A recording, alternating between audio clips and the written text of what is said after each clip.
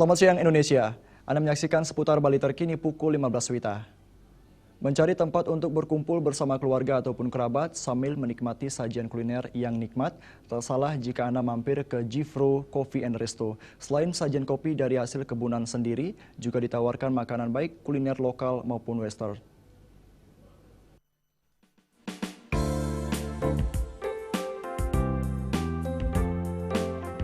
Suasana yang santai langsung terasa saat Anda masuk ke Jifro Coffee and Resto.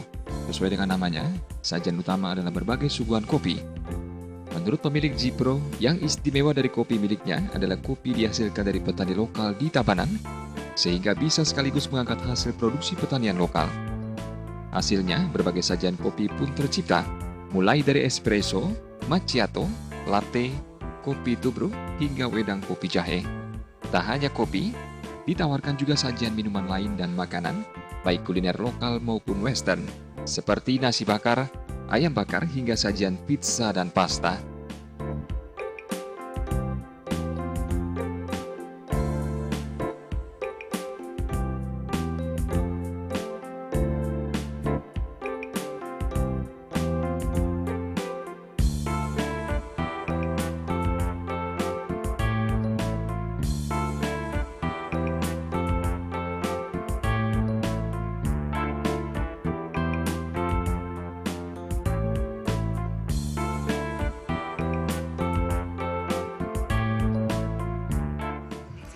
Yang istimewa untuk saat ini kopi, karena kopinya kebetulan berasal dari kampung kami di Padangan Pupuan.